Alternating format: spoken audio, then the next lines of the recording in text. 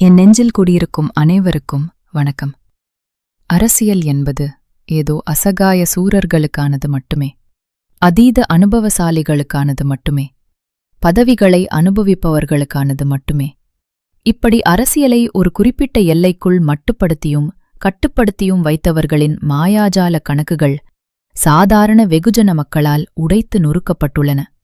அரசியலை கண்டுகொள்ளவே மாட்டார்கள் என்று இதுவரை அனுமானிக்கப்பட்ட இளைஞர்களும் பெண்களும் அரசியல் பேசத் தொடங்கிய அதிசயமும் அவசியமும் நிகழத் தொடங்கிவிட்டது. இது எப்போது இருந்து தொடங்கியதென நடுநிலை மனம் கொண்டோர் அனைவரும் உணர்வர். இதுவரை பெருமளவிலான குறிப்பிட்ட சதவிகித வாக்குகள் வாக்குச்சாவடி பக்கமே வராமலிருந்தன.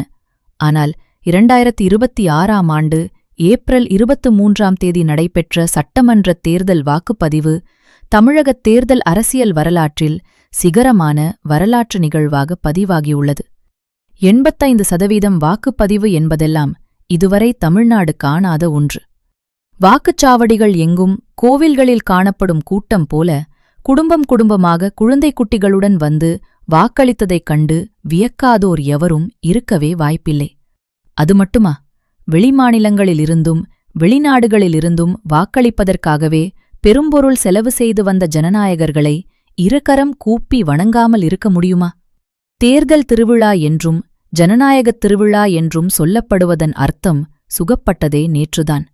இந்த 2026 ஏப்ரல் 23 தான். எனினும் இது ஒரு தொடக்கம் மட்டுமே. தமிழகத் தேர்தல் அரசியலை அர்த்தப்படுத்திய தமிழ்நாட்டு மக்களாகிய என் பாட்டி, அம்மா, அக்கா, தங்கைகள், என் தாத்தா, அப்பா, அண்ணன், தம்பிகள், என் குடும்ப உறவுகள் அனைவருக்கும் என் சிரம் தாழ்ந்த நன்றியறிதலை காணிக்கையாக்குகிறேன். குறிப்பாக நம் குடும்பத்தினரை வழிநடத்திய என் குட்டி நண்பா நண்பீசுக்கு என்னுடைய உங்கள் விஜய் மாமாவின் ஸ்பெஷல் வணக்கமும் நன்றியும். குறிப்பாக நான் நன்றி செலுத்த வேண்டியது நம் வாக்குச்சாவடி முகவர்களுக்கும் நம் கழகத் தோழர்களுக்கும் அனைத்து நிலை நிர்வாகிகளுக்கும் தான். இவர்களுக்கெல்லாம் என்ன அரசியல் தெரியும்? எப்படி தாக்கு பிடிப்பார்கள் என்று ஏளனம் பேசியோருக்கு செயல் மூலம் பதிலடி தந்த தோழர்களே, உங்களுக்கு என் மனம் நிறைந்த வாழ்த்துகளும் நன்றியும். கழகத் தோழர்களுக்கு உறுதுணையாக இருந்த குடும்பத்தினருக்கும் நன்றி.